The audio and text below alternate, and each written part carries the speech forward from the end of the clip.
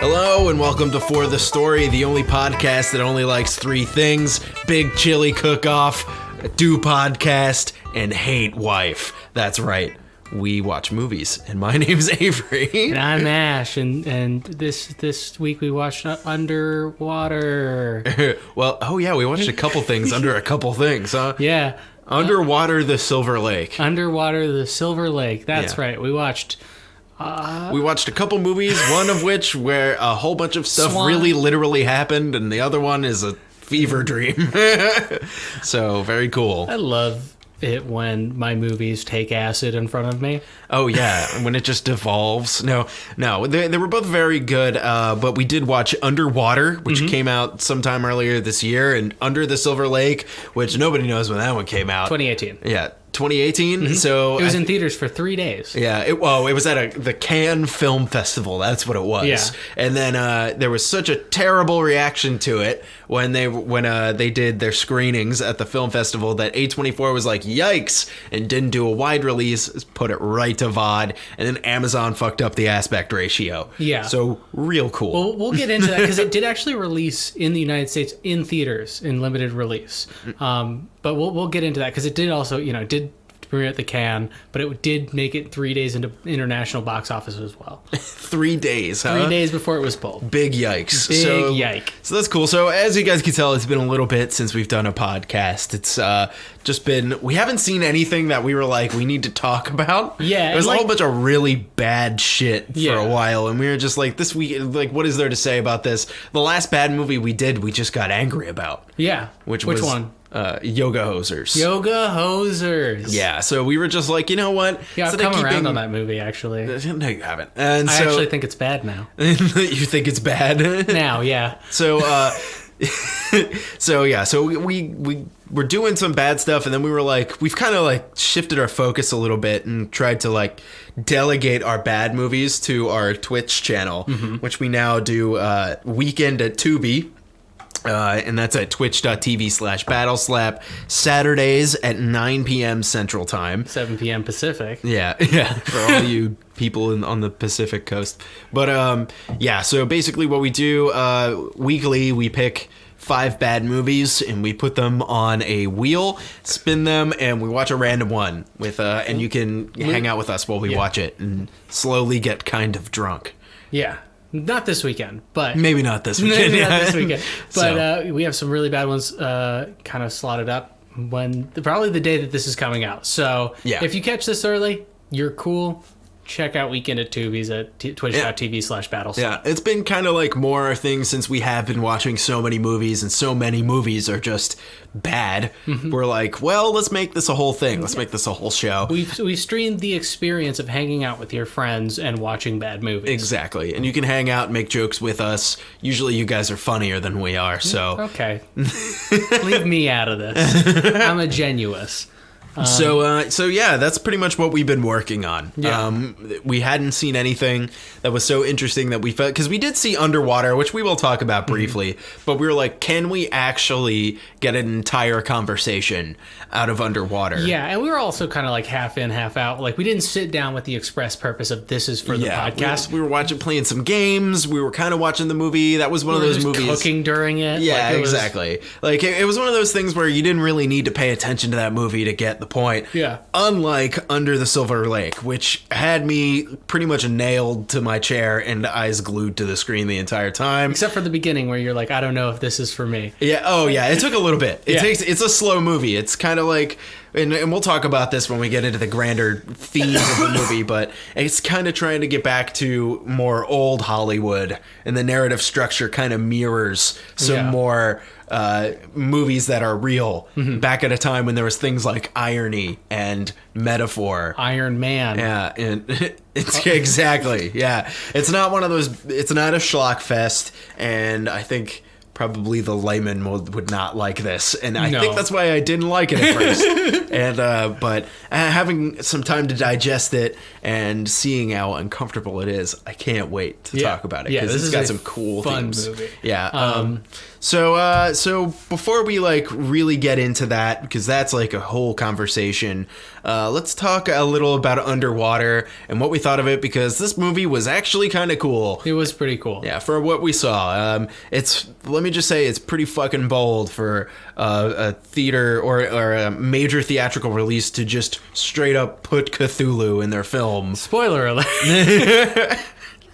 I mean, yeah. Come on. Very wild. No one fucking saw this movie. Nobody so, did. Uh, So sorry, I just spoiled it for you. But come on, like it's got like it's deep underwater and there's squid things. yeah. Let's just be real. You Yeah. knew it was going to be some Lovecraftian stuff. Had they not released the Cloverfield Paradox, you could have convinced me that this was the third movie in the Cloverfield series. Oh yeah, there are some like similar production. Yeah, and like monster elements to it. design is kind of cool. Similar monster Similar. design, and they could have. Wow, well, that Cloverfield moniker kind of really tanked after the Cloverfield Paradox. Kind of seems like Bad Robot just started slapping that on shit, see if people Yeah. will watch it. But who knows? Yeah. Dr. Cloverfield. Yeah. It's a new James Bond movie, but it's somehow related to the Cloverfield universe. Yeah. In a really bold and esoteric way that no one likes. I had a theory about the Cloverfield Paradox. Oh, you that made it movie- through that movie? I didn't make it through that Okay. movie. I got the impression from it that it was like a movie that like somebody had the script, like in a desk, and they like got, they were like writing it, and then Bad Robot was like, we could just put a recognizable name on the title here and sell it off to Netflix for like a quick buck. Mm-hmm. That was kind of like the impression that I got. But no, I could not finish that movie. Unlike Underwater, which was cooler. So let's shift gears here. I just think I realized another reason why Cloverfield and Underwater remind me of one another.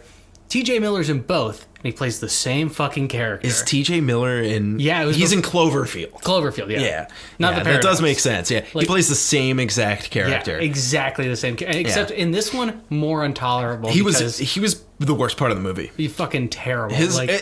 He wasn't himself.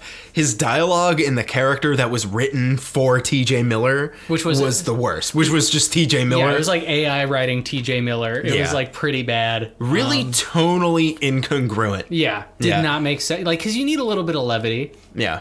But not that much levity. That was like a farce. Yeah. That whole character was like, it reminded me of the stupid guys at the beginning of Prometheus who were like touching the snake alien thing.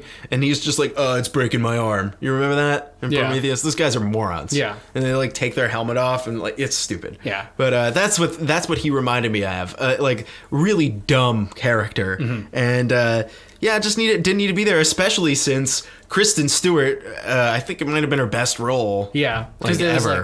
like, deadpan badass works for her. Worked really well. With the short hair especially. So why would she do Charlie's Angels? That's my question. Like, she could be doing this shit. Yeah, Robert she should be Pattinson doing has this shit. revitalized his career. Have you heard about the Robert Pattinson thing, by the way? We could talk about it. What do you mean? He's not working out to play Batman. He's just gonna be Yeah, a skinny weirdo. Yeah, everyone's like, oh, so Batman could be fat, and it's like Robert Pattinson's He's fucking like a skinny little dude. Yeah, He's like Elijah Wood. He's like so tiny. Yeah. There's been so many Batmans. I don't just care about Batman I'm anyway. emotionally checked out from that whole thing. It's just whatever. But I mean, maybe he'll be good. I do like Robert Pattinson a lot. Yeah. I do. And I think he's like, he makes me think of like, we talked about this with Daniel Radcliffe, someone who like was so characteristically known for a specific role. And like Harry Potter in Radcliffe's case, and Pattinson, it was the Twilight Edward vampire guy. But he has done, I would say, even more an extreme of a shift than Daniel Radcliffe has, where he went from doing that kind of weird crap that wasn't really using his strengths very well to like actually being a really convincing and good actor in some small weird movies. Yeah. So yeah, but we're not talking about Robert Pattinson. It's kind of hard not to when you talk about Kristen Stewart. Yeah, but she's definitely like this is a role that if she was doing more of these people would like her again. Yeah, I think so. I hope that she goes in that direction. It's like this. We compared this movie so much to Alien because it's got a lot of similar beats. Yeah. Like, and that's a good thing. That like works in its favor, I think. And it made me think like she could be in an Alien movie. Yeah. She would be good in an Alien movie. Not that Alien movies are good anymore. Yeah, not that it needs to be another one. Exactly. But like I could see her. She does better in that like little this was barely an indie movie. What we looked up Underwater. It was like $25 million. Yeah, it was something like that. Yeah. It might have maybe been 50. I think it was 50 I think million. it made 25 because we million. compared it to Overlord. Yeah. Which they're similar level of production. I mean, they didn't need any CGI monsters in Overlord, though. That's true. That was all practical makeup. Yeah. Fucking glorious. Yeah. The movie's so fucking awesome. That's rad. Underwater, did the whole CG monster thing. Pretty fucking cool sets. Yeah, and Like really cool, convincing set. And I was a big fan of they do the inside the helmet shots of like their faces I and like the claustrophobia. Yeah, the claustrophobia and just like the feeling of claustrophobia, even though they're in the great expanse of the Marianas Trench. Yeah, because like in Alien, they like kind of play with space, but they don't play with like because if they had to like go into space more.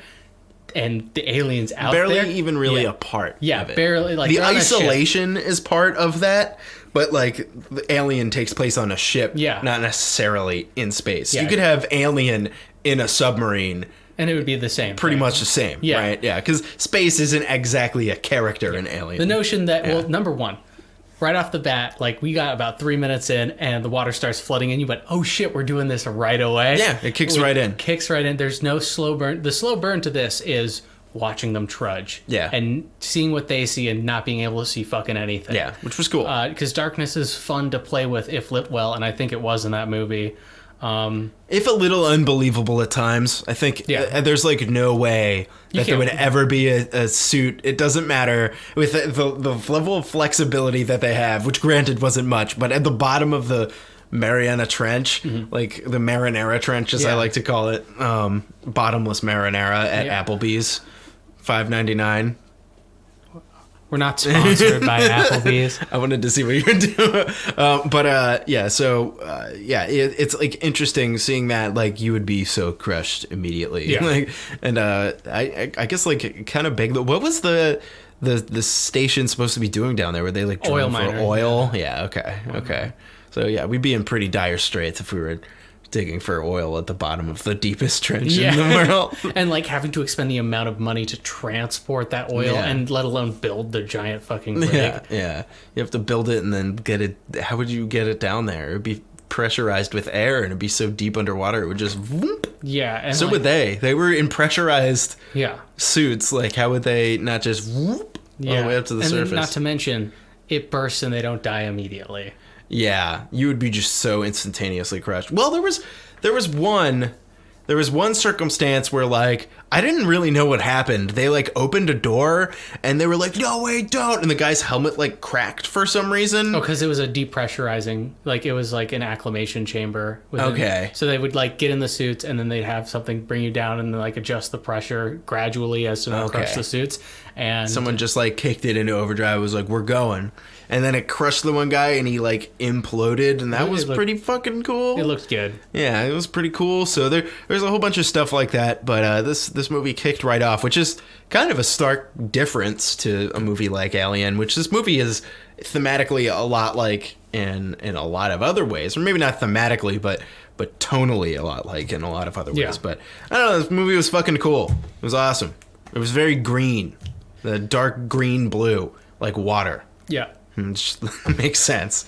So yeah, great cast too. The creepy dancing instructor from Black Swan. Yeah, he was in it. He was like the love interest. He was like a good guy. You were supposed to be sad when he died or something. The captain. Yeah, there was like a weird segment where he died that I couldn't really follow very well because like they all looked the same in the wide shots from the suits. Yeah, so it was kind of hard to tell who was who, and there was a lot of darkness. They should have used the inside helmet shots in those circumstances, and they super didn't. And played with the fear of the unknown a little bit more rather than show the monster like right up like they did so quickly. Man, it might have benefited a little bit better, but still, it was cool. I like the idea.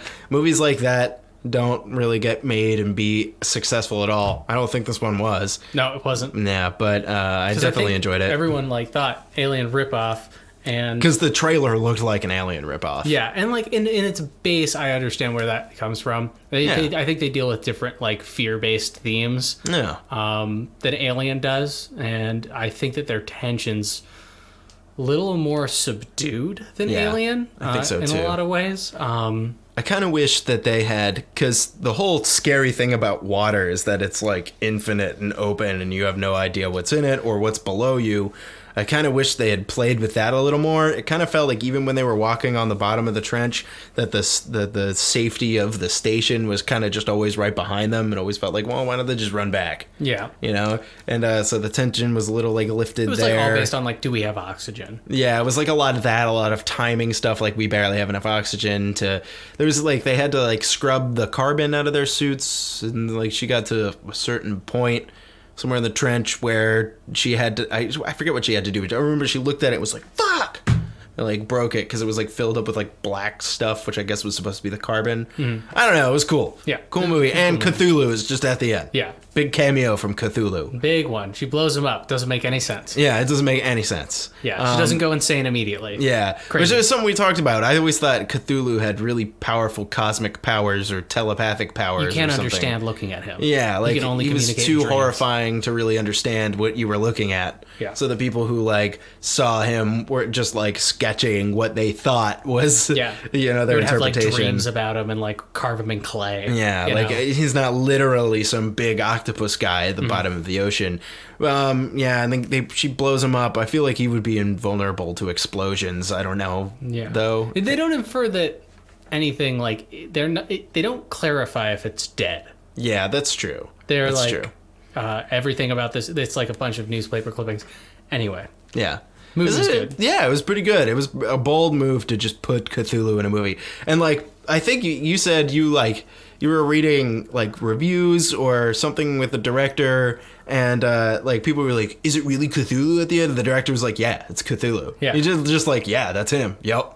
Which I think is fucking awesome. Yeah. It's like, damn. You've never read any of the stories, but I respect it. Yeah. But still, I know, I get it. Yeah. I get the weight of Lovecraftian horror. Yeah, I get it. and I get why, because you don't know what you're looking at the whole time. Yeah, Me? yeah. I know what I'm looking at. Here, you need the part of the glasses. Yeah. So that was Underwater. We also watched Under the Silver Lake, which is the big. This is something. Meaty tomato of the circumstance. What were you thinking going in? Because we had limited information. Neither one of us had seen this movie before. So we got to start by mentioning that the director of this, David Robert Mitchell, also directed It Follows, which is kind of more straightforward. It was a horror movie that kind of like, with a very unique concept. It was shot well, but it was like bigger. It was big. And for a small movie, it was big. Yeah. And had a wide theatrical release. I think it was also an A24. It was. And so I think like after the success of that, because that movie did pretty well and people liked it, it was critically reviewed well. But after the success of that, I guess David Robert Mitchell, they probably gave him like freedom, and they were just like, just do whatever. Because like It Follows was awesome. That was probably a big moneymaker for A24, especially since they're indie and probably don't really.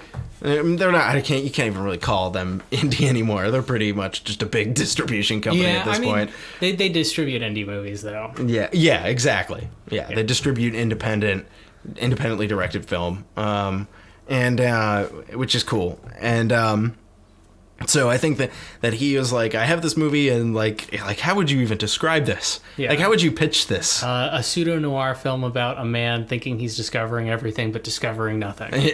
Yeah, because that's kind of what it is, right? It's surrealist Seinfeld. We talked about this movie being like a mockery of noir at the same time as being an homage to like old Hollywood stuff. It's really cool. Yeah, it's really cool because it manages to kind of like laugh at itself a little. It's somewhat a comedy, like a really dark comedy at times. It's kind of got some horror elements. Yeah, they definitely. Like, you could tell the director directed horror before he did this, which is cool. I like that a lot. But We did talk a little bit about how Amazon released it poorly and how A24 kind of just was like, we're going to do this. They brought it to the Cannes Film Festival, and as you could expect, the reaction was like half the people were like, 10 out of 10, and the other half of people were like, no, fucking dumb, don't watch it. So I was kind of just like, what the fuck? I don't know. Like, which way is it going to go in? You know, because it could be anything, but that's definitely making me think that it's going to be something interesting. Yeah. At the very least. But yeah. So what did you think? What were your expectations? I didn't know anything about this movie. I didn't know anything about the production or anything like that. I just knew that it was the guy who did It Follows. And I've been told by movie nerds who I shouldn't trust online, like people who are probably morons, that this is one of these of the breed of people that does Ari Aster with Hereditary and Midsummer, and then Jordan Peele with Get Out and Us. Of those three people, this was the strongest second entry by any of those new horror guys. Yeah, that new wave of horror. Yeah, I know what you mean. That was how it was discussed. They said that some people thought it was a better movie, some people didn't, but they pretty much universally agreed that follow-up film. Oh, and they were also comparing it to the guy who did The Witch in the Lighthouse. Oh yeah, fair enough. Because he's also in that kind of realm. Yeah, I wouldn't say that. The Lighthouse is fucking weird. Yeah. I don't even know if that's a horror movie. That's so strange. Psychological, maybe. Yeah, I don't know. It's very maybe a thriller. for sure. But yeah, so he's definitely he's always been placed on these rankings of these new horror, big horror kind of Blumhouse-y, whatever kind of guys. Blumhouse is the cheap dollar menu version of A24. Yeah. So he's always compared to that. So I had pretty high expectations, I guess. I didn't know what I was getting into. I thought it was going to be a horror movie. Yeah, I did too. Yeah. I thought it was actually going to be a horror movie. Yeah, and he definitely faked you out to think it sometimes. Yeah, there was some stuff he did a couple of shots that were very much trying to do a jump scare or something that. Yeah, exactly. So I mean, this was. I don't know. I went in really fresh. I didn't know anything about this. And I think it definitely heightened the experience of watching it. That's what's going to make this such a good talk, dude, is because we both had no idea. Yeah, no idea. What we were fucking getting into. Which is cool. It's you really would think that it would be ironically following It Follows. I just realized the stupidity of that sentence. You think that he would go for something like that, and there were little sprinklings of horror in there, but it was only it was shots in certain scenes and how they were directed more than anything else. Well, there was okay, so not to get ahead of ourselves, but since we're talking about this, there was a scene with the lady eating the person and then the person splitting in two. And the owl lady. I feel those were purposefully put in there to make you think that it was gonna take a horror turn, so you'd stick around. Yeah, I think so too. You know what I mean? Because it was all very first act type stuff. Yeah. It was kind of for the dumb people to be oh yeah, it's horror. Yes. Maybe scary, and then hoping that they'd get something out of the grander message. Yeah. But yeah, that's just kind of the vibe I got out of it. Yeah. Let's shift into pros here. Okay. What do you think? Start us off. What'd you like? Just let's get the ball rolling here. Spider-Man himself. Andrew Garfield was pretty good in this. Garfield, his body language throughout the entire movie was so perfect. He was supposed to be this kind of meek, perverse guy who is kind of a psychopath, just completely insane. And the way he had his shoulders oriented relative to his body and his head kind of hunched forward. Pathetic in a way, but almost but creepy. He was creepy. You almost kind of wanted to hate him. He was kind of disgusting. Yeah, and it was weird. He was the POV character, but it ended up kind of I feel working for the movie towards the end. But I thought that as someone who's seen very little Andrew Garfield in his life, pretty impressed. It was a good acting role for him. He did a really good job. Topher Grace too. He reminded me of a gross and depressing Scott Pilgrim. Sad Pilgrim. He was a sad Scott Pilgrim. And I'm seeing that. It might just be the way he was dressed. Maybe and his hair. Maybe it was Scott Pilgrim. Yikes. Bad joke, dude. But I don't know. This movie looked incredible. Oh man, the visuals behind everything in this were very, very impressive. It was a lot of Man, I don't even know how to describe it. There was so much all over the place. There we were noticed that there were some wider lenses. Yeah, there were some wider lenses. They did that. Everything was two-lens blocked shift very well. to Oh make the- yeah, I forget exactly what that's called, but I've seen it before, and you can tilt. I've seen some more extreme examples of it, but you tilt it to the foreground, kind of looks like it's like going at like info or yeah. Let me see if I can verbalize this. So it looks like the background is coming closer to you, and the foreground looks like it's going away. So it's like this weird shifting effect. Mm-hmm. I can't remember what it's called. Yeah, but there's a technical name for it. That's 100%. Yeah, there definitely is. But I know it's not tilt shift because it might be a tilt shift kind of effect. But anyway, yeah, there were just a bunch of like different, very singular shots. Like it would be shot kind of standard, but then they do the hyper wide. The one that I really remember was in the beginning when he was getting the zine under the Silver Lake, where they did this like zooming tracking shot, like they kind of zigzagged on the ground through an aisle in this bookstore. Yeah, it's crazy. Yeah, they did a lot of weird like zooms and stuff that were, I think, really intentionally. And we mentioned that this was kind of trying to like talk a little bit about how old Hollywood, and we'll get into the broader strokes of the themes in a minute here, but they were really trying to evoke like a similar kind of movie to like noir. So you got a lot of these like zooms at like really specific moments. Lighting work where it's like partial lighting. Yeah. Eye lighting was the one that we noticed specifically, the Captain Kirk lighting when it has just his eyes lit. They did that on the girl. Flare. Wrong. Not Abrams. Like no, this is more like the Captain Kirk lighting from the original series, like where you would have him like leaning forward, and obviously they can't see what I'm doing, but he's cocking his eyebrow and kind of like leaning forward, and you would see just his eyes like lit, and it was pretty fucking cool to see interesting stuff like that, because you posited that perhaps like a lot of the way that shows like Star Trek were shot may have been taking influence from noir type stuff, because like when I watch it, they are very like blocked, where it looks like they have like markers where they stop walking, and like lighting seems to be very important in this show.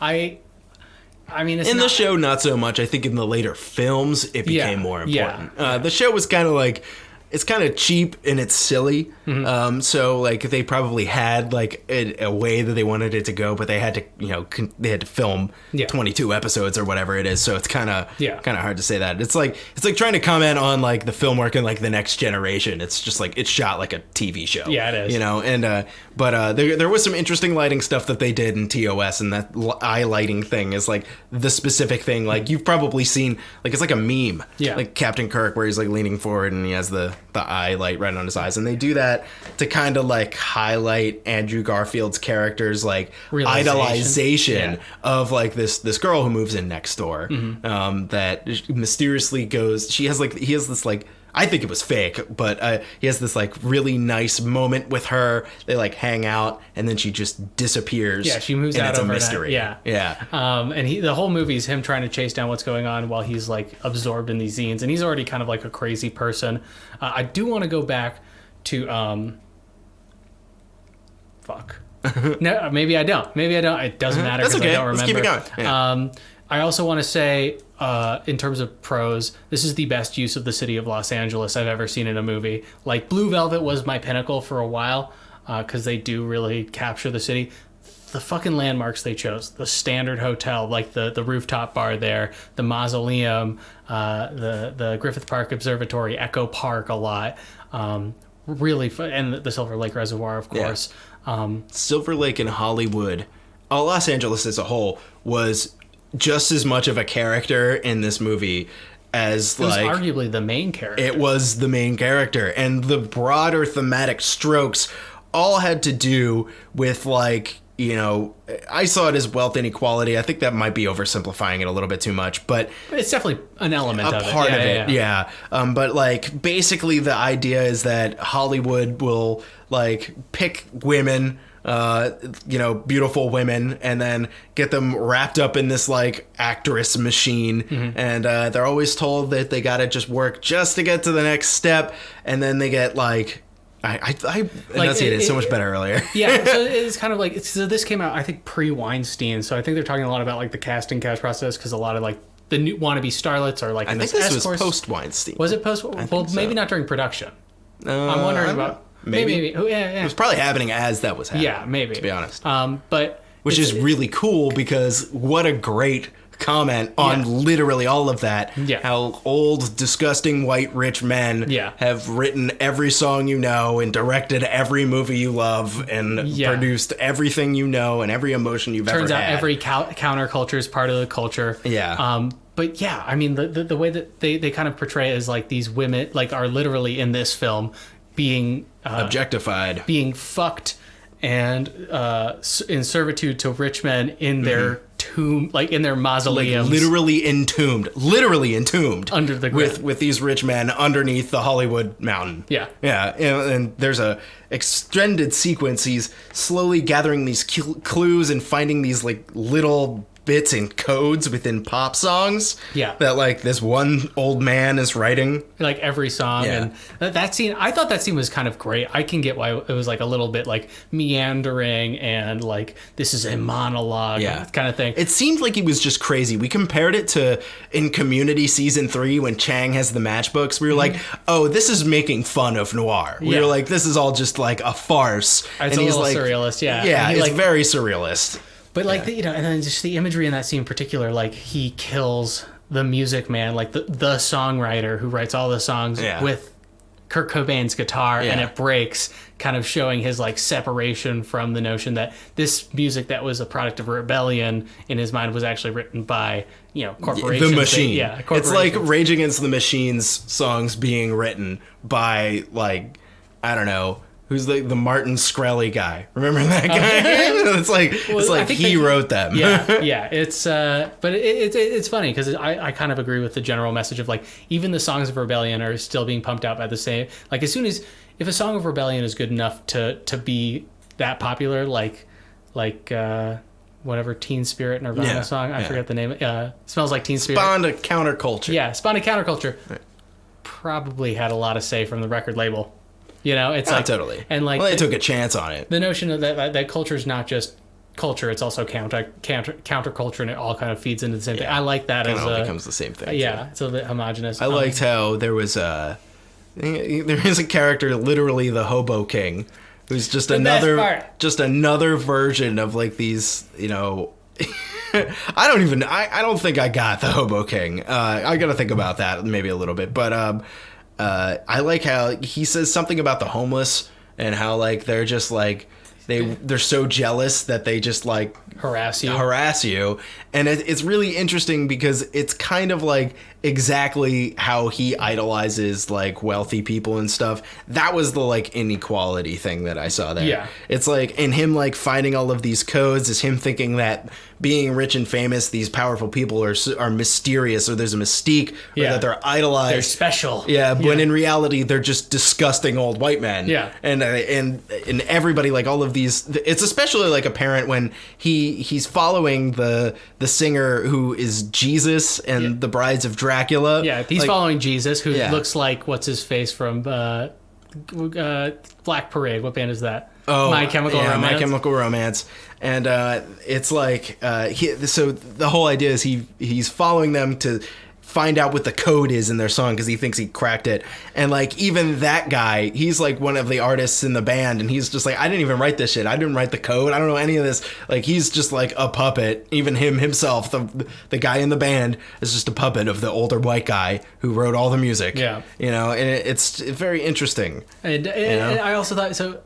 Another way it kind of ties back to like how LA is, the way they did the secret parties, like we didn't go to any like underground things in LA when we were there, but it's very reminiscent of like how you would do it in LA, where it's like, here's a secret party and here's like a secret thing to another secret party, and like after parties and secret, because I went to like this one art show that was like in the penthouse of a renovated building. And like you would take the elevator up there, and the concierge, you'd have to tell them like something, and you'd go up there, and then they had free like really weird free drinks where it's like, we infuse this with like cinnamon smoke and like bullshit like that. It was really bizarre, but that's like kind of like, don't you like want people to come to that? Like why? But by garnishing a level of mystique, as many people as you want to come are going to come. Fake. It's like a fake way of making it seem valuable. Yeah. Is that what it is? Well, that's kind of Los Angeles. Yeah, exactly. Right? That's another message of the movie. Yeah. And how, like, they're literally under the Silver Lake. Yeah. They're literally under Hollywood. Yeah. Like, and so it's like, we were talking about how this is literally the opposite of a movie like La La Land. Yeah. Where it's just adding this, like, this wonderment in Los Angeles, and you're gonna be an actor, and all this stuff. And, like, I'm singing about it, and it's not reality. Mm-hmm. This movie kind of got to, like, the grosser, more disgusting core. Like, even the girls who were, like, in that movie that he goes to see, it's like he's, like, going through, like, a porno mag, and he finds out that the girl's a call girl. Yeah, that he saw in a movie. Yeah. And, like, it's the interesting thing, though. It's like, so whenever you have a movie about New York, they always say New York is a character in the movie. Yeah. And they do that with L.A. But L.A. and New York are, like, diametrically opposed in terms of how they're portrayed. New York's fucking grimy, and Los Angeles is glitzy. Like, that's how they're usually portrayed in movies. There are other ways that they're portrayed, but I feel like this kind of turned the table on how LA is portrayed in movies. In a way very similar to, like, it just felt real. It Blue felt Velvet. like what like a normal person. Oh yeah, Blue Velvet was like a hyper stylized example of that. Yeah, So they were very metaphorically. This movie kind of showed you, like, this is what it's like to be a poor person living in the shadow of all of these rich people who matter so much more to you, matter to everyone else, really. And it's really displayed in Andrew Garfield, because he's got from the first couple of shots, he's got 5 days until he's evicted. He doesn't have money to pay his rent, and it's like, well, of course you have a huge fucking apartment in fucking Silver Lake. What were you thinking was going to happen? Yeah. It wasn't even a huge apartment. It's huge for Silver Lake. It was a pretty nice apartment. Yeah. Like, it wasn't like it was about as nice as, like, our place. I mean, you know, less white walls, but it was, like, painted and stuff. Yeah. But so he had 5 days, and instead of trying to make that money, he spent the whole time thinking he could crack the code of the rich people. Yeah, and that is so LA. Yeah, that is. He so thought he LA. was gonna crack the code, and that's what I really loved. Is that that's why I think the whole noir thing was like a farce. Because he kept thinking, and you keep thinking he's gonna do it too. Like, he's gonna find some way to make the money and get out of, like, you know, being evicted. Yeah. And at the end of the movie, he gets fucking evicted. And I thought that is, like, the coolest thing and the realest thing. Yeah. In a movie that was so surreal the entire time. Yeah. Fucking awesome. It was. Yeah. I mean, like, the whole thing with the, like, it's crazy how a movie with that many, like, sub messages that were going on, whether it was homage to Hitchcock, which they do a lot. Oh, when you literally see Hitchcock's grave. Yeah. And they're standing on Hitchcock's grave. Yeah. It's like, did you, like, that's when I was just like, this movie's a farce. Yeah. This is intentionally They'd be mocking. so nebulous and then so precise. Yeah, exactly. Like the shot where Garfield, like, has the Spider-Man comic stuck to his hand. Yeah, like he couldn't get away from it. Yeah. Like, fucking great. And it's also reminiscent of the scene in, you know, like, the director original was one. like, yeah, where oh my he, God. like, gets the thing stuck to his hand. Yeah. You know that, like, the director was just like, wouldn't it be great and fit in with the message if you couldn't get the Spider-Man comic off your hand? Yeah. Like, it's perfect. It's perfect. Yeah, it worked so well with what the movie was trying to say. It worked really well with the aesthetic of the movie. It's just, like, grimy, like, this stuff you idolize is just stuck to you and plastered on your skin. Yeah. Yeah. And there was a level, like, I think it portrayed kind of the grossness of, like, the face value of LA, because I find the face value of LA and, like, the fakeness of it pretty to be, gross. pretty fucking Yeah. gross. People like that? Do people like that? It's definitely fun. Is it like the people who have enough money to pretend that they are that? Is that why they like it? Everyone pretends they are that. So, okay. Yeah, like, whether you have money or not, you pretend like you belong there. You try and go to exclusive things. It's about who you know in town, even though no one in town will actually help you. And nobody really knows anyone, Yeah. but sort of they do, or Yeah. they know this person who knows a guy who, yeah. Yeah. Yeah, I it's definitely have my stupid. stories of that. Yeah, it's just, but, like, I just thought that was done really, because, like, I've gone to those kinds of things. They are fun. You leave feeling gross. You don't feel good. And, like, Yeah, you got to pretend to be someone you're not. yeah, exactly. That always feels bad. Yeah. That never feels good. I mean, but it's a city of actors. Yeah. And yeah. I didn't go there to the fucking irony. act. Yeah. You have to pretend you're not who you are. Yeah. Like, it is the city of acting. I just love. that all makes so much fucking sense. It Yeah. makes so much sense. It's a whole bunch. It's a city of of people who are trying to go there to become people to pretend that they aren't the people that they actually are. Yeah. And get paid to do it. Yeah. Insanity. It makes so much sense. And I think that's kind of what the movie is like saying here. Yeah. I like how layered it is and how you can get a lot of. I think we did a pretty good job of capturing a lot of different messages from this movie. The movie was cool. And Topher Grace was in it. Yeah, like very briefly. And you said it, you were just like, no way. Is that going to be... I wonder if, was that a deliberate decision? Like, I'm thinking so much about this, and the message is so, it's really interesting because it is very nebulous, but it makes a lot of sense, and all you have to do is think about it. Yeah. Like, we watched this last night, and we were going to do a podcast last night. Yeah. I'm so glad we didn't, because we took 24 hours to, think about it and process it, and we're both like, Yeah, it was... very unique, huh? Very unique. I mean, there are definitely more pros to this movie, but they're minute. Do you think we were in a good spot to transition into cons? Oh man, I don't even know what kind of cons I have. Because the stuff that I do want to say that's bad about it were just my initial reactions. Because at first I was just like, I don't think I like this. I think this is pointlessly esoteric. Mm-hmm. And then as it kind of went full circle, I saw the plot threads that they were trying to, except for the dog killer one, that never really came up, did it? I think that the one thing, was he the dog killer? Another I kind of dropped that. Yeah, they did okay. So the thing that was confusing to me, I think he was the dog killer the whole time. I think maybe, yeah. Yeah, because he said something about his ex-girlfriend having a dog or something. Yeah, it was a breakup movie. It was a little bit, yeah. And he sees his ex-girlfriend, and she's on a billboard, and she's pretending to be happy. Because she has the layer of glitz. Yeah, exactly. She's thing, pretending to be happy. Yeah. And his fucking whole thing awesome. is he's distracting himself and kind of destroying his own life, waiting for her to come back to him. Yeah. And he's holding on to the dog treats because just in case she comes back, and that's crazy. And then well, he literally says that at one point. Yeah, no, which is interesting because I didn't notice the dog treats. Did they ever show them at any other time? It was after the Hobo King. So I don't get that. They showed it the first time when he was having the dream about the dog killer. He's picking up his treats that were in his pocket later off the ground. And that's another thing that's kind of weird about this movie is you're not sure what actually happened and what didn't, because it's all kind of filmed in this kind of starry brightness at the same time as being pretty dark. It is kind of well lit. Yeah, it's really, really colorful. Yeah, and so it's really colorful. It's almost dreamlike at all times in kind of a midsummer kind of way. Very dreamlike. Yeah. I likened this movie to a fever dream. Yeah, because it was just all of these things you couldn't tell if they made sense or not. And at the end of the movie, they all made sense. Just had to think about it a little bit. Yeah, and you have to there are different threads that you can think about them in different ways, which I appreciate. Yeah.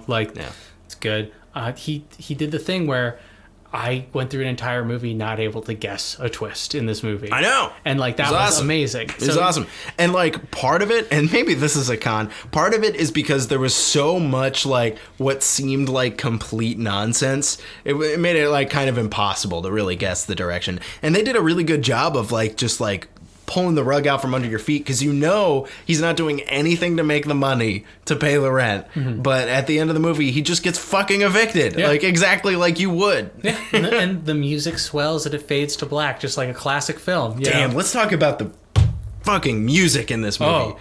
So fucking good, right? It is noir music, yeah. And it makes me miss the times because grand orchestrals are great. You know, techno beats while you're doing a car chase. That's great. There are a lot of great pieces of music in film. The fact that we don't use this kind of classic strings arrangement that we get in noir, it evokes a more classical, different kind of era of movie. Yeah, but it's just I feel those kind of levels of simplicity evoke the emotion in a non-muddled way. Yeah. You know, mystery is really well, accentuated by music, and I think that this music very straight to the point. It's perfect. It wasn't ever perfectly suited for the movie. Yeah, almost in it felt like a farce. Yeah, it felt especially we talked about the Hitchcock grave. It felt like they are making fun of noir. This is a neo-noir movie. It almost was like a satire. Yeah. Like it almost was like it's making fun of it. And but it wasn't. Did you know that the guy who did the score for Under the Silver Lake is the same guy who did Under the Score for It Follows? I told you that, yeah. Totally different. Yeah, he's a really Totally good guy. different. He's really good at his What's job. the name of the guy? Do you know off the top of your head? not off the top we of should my find head. out. Yeah. Because he was excellent. That guy's fucking talented. Yeah, he's pretty incredible. His musical, like, because one thing that I really appreciated about it was he would give like that musical swell indicating that the lead character was making a realization when he wasn't, Yeah. He like kind of used that to play with your emotions. So the music was done by Disaster Piece. Okay. That sounds familiar. I don't know. There he is. He was a chiptune guy. Yeah. Interesting. Very interesting. But fucking good. I remember It Follows was one of those movies. Yeah. Where I was like, Hyper whoa. Light Drifter. Which is yeah. Really smart guy. Really good musician. I love the Hyper Light Drifter soundtrack. Yeah. I did not know that was him. Yeah, that's really interesting. Oh wow. Oh boy. Yeah. This guy's going somewhere. Yeah. Because that soundtrack is range. fucking good. He's got fucking range. I can't believe that's the same guy. Yeah. God damn. The more I'm talking about this movie, the more I'm liking it. It's like I'm finding like little things like it's a really smart movie. Like it really is. Because like I think the way I described it to you, after we finished, was like, or maybe it was while we were watching the movie, was this is a movie that was directed by and written by someone who is a really good watcher of movies, not just a good director, but someone who understands the experience of watching and analyzing a movie. Okay. Like, he knows what an average movie watcher is expecting, also what they're not expecting, to give them something completely different. That's kind of like what I felt like I think he knows the viewer in a way that a lot of directors don't. He's really in tune with these older films, but also modern film trope, and I think that allowed him to kind of... He's very, very well versed. Yeah, he's in older film. Yeah, for sure. For sure. Yeah, and it's pretty impressive. It's interesting. Like, I've been watching a ton of just reviews on all sorts of stuff, and one thing that keeps coming up on my YouTube is reviews of The Last Jedi. I know this is silly to bring up, but very silly. But hear me out here. So a big thing that the director of The Last Jedi, Rian Johnson, kept saying was that he wanted to subvert people's expectations, and that movie came off like there were two things that could happen, and he chose the thing that you didn't expect. And like almost to a level where it didn't make sense, and he ruined characters, and people were upset. Yeah, but it is different. It's whatever. It's a fine movie. Yeah. I just don't that care was about done with so much less tact than this was. Oh, absolutely. So much less tact. Like there's a good way to subvert expectations. There's a bad way to subvert expectations.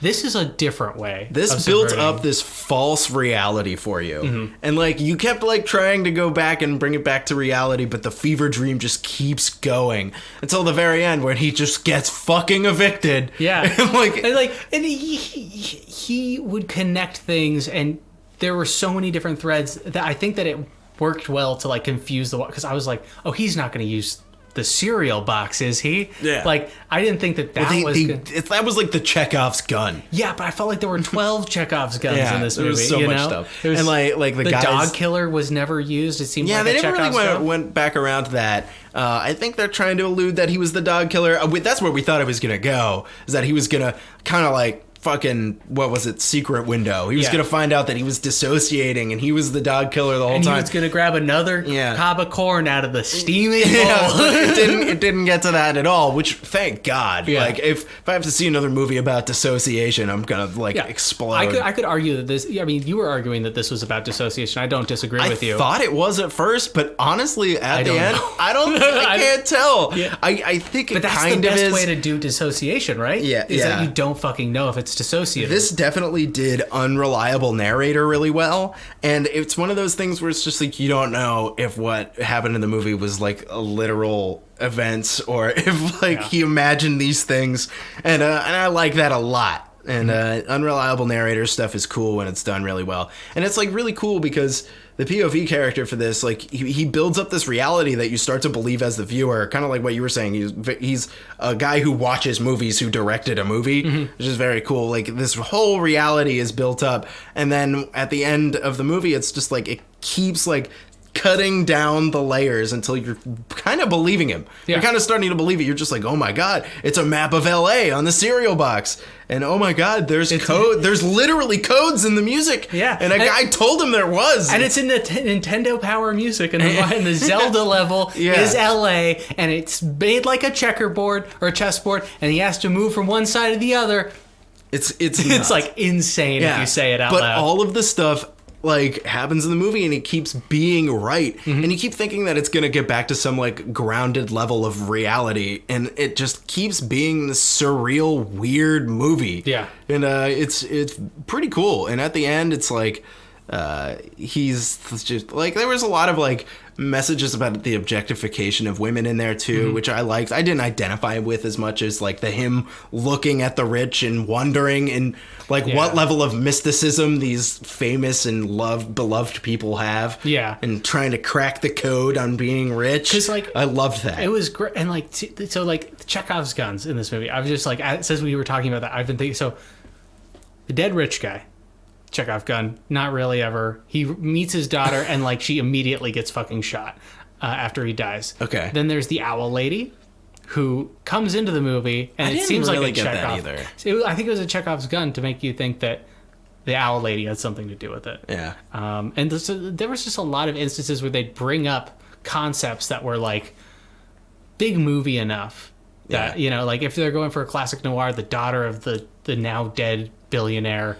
would be like a great female character to bring into it. And so they kind of dangle that in front of you and then don't let it pay off. Owl lady is like, oh yeah, like murder mystery, doesn't pay off, dog killers, another mystery, and then it all ends up being, it's a cereal box. Yeah, of course it's the cereal. It's on the cereal box. It's like the notion is so insane, but the fact that it pays off the way it does after he's it's a moment of insanity. It's you'd think like they would get to a point where like the grounded like ex-girlfriend would be like, what are you doing, Andrew Garfield? Don't you see this is insane? And he'd be like, I cracked the code, Sandra. You know, like stuff like that. And he would blooming. And then he would like kill himself or something like trashy like that. Like that's what we kind of thought. We were like, he's gonna kill himself. And then they take that away from you too. And he just goes and sleeps with the older lady who lives next door so he could stay at her place for a little bit.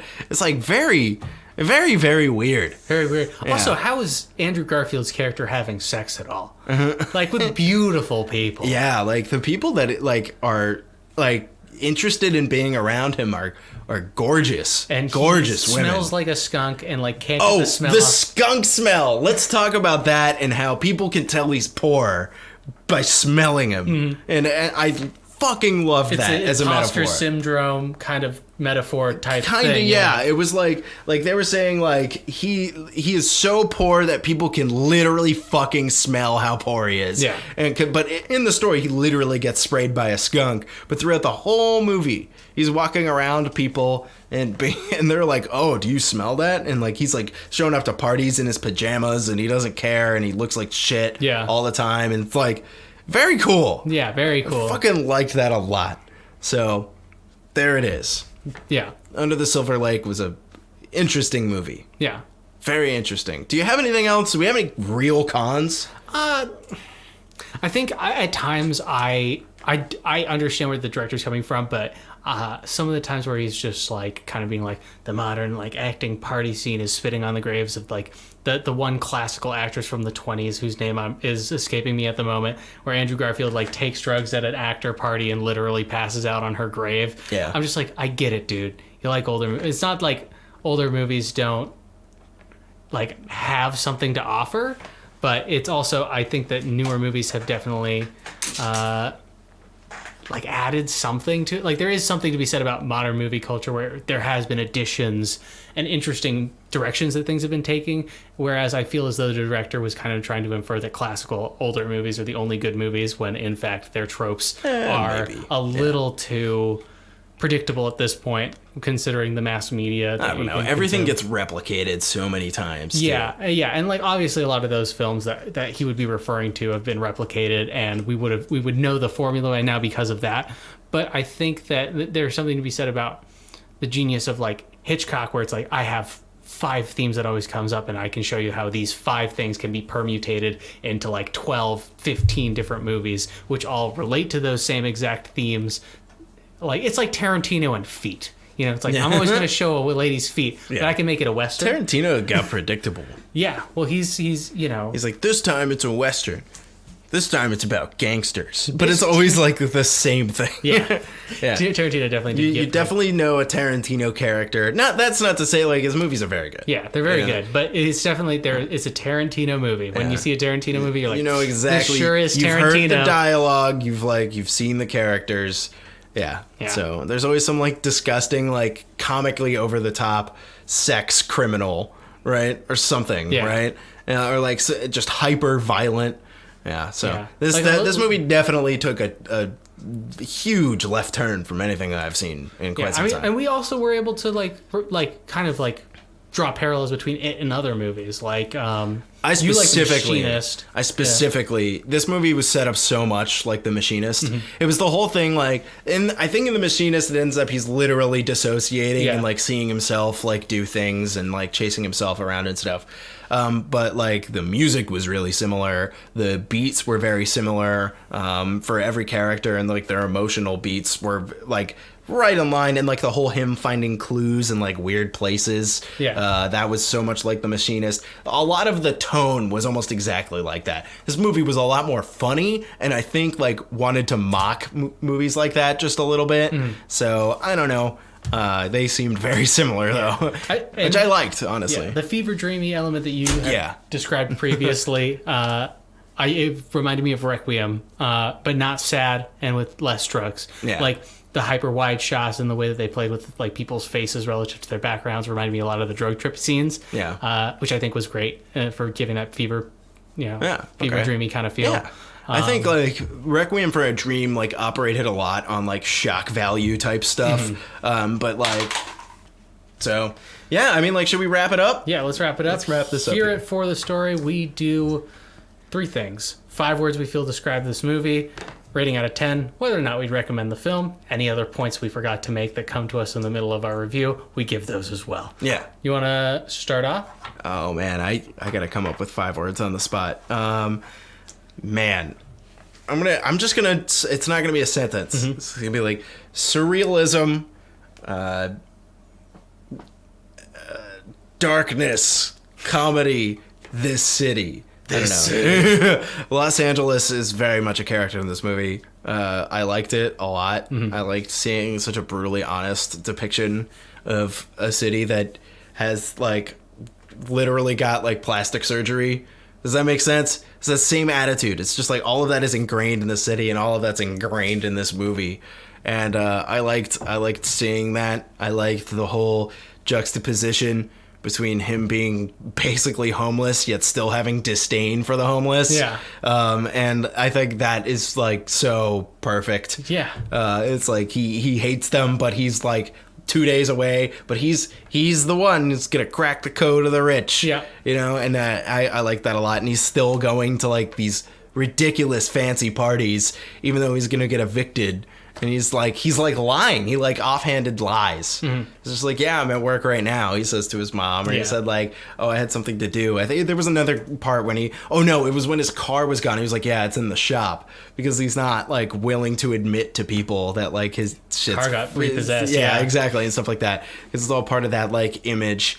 And I don't know, man. It was a really fucking good movie, especially after thinking about it and talking about it. I liked it a lot more. My initial reaction was pretty tepid until it really started to get going, and then it kind of started to move at a better pace. Or honestly, it felt like a long ass movie because it's a long ass movie. But every little scene had like some little like clue.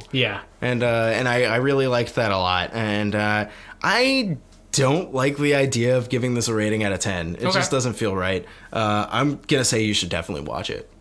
If you haven't yet, you should check it out. But I'm not gonna give it a rating out of 10, because that just feels like exactly what the people who made this movie like would hate. Yeah. You know, it's just like, this movie's a 7 out of 10. This movie's a 12 Hitchcocks out of 14. Yeah, exactly. like I don't feel comfortable giving this a numeric rating, which is, our numeric ratings are so arbitrary anyway. It doesn't even matter.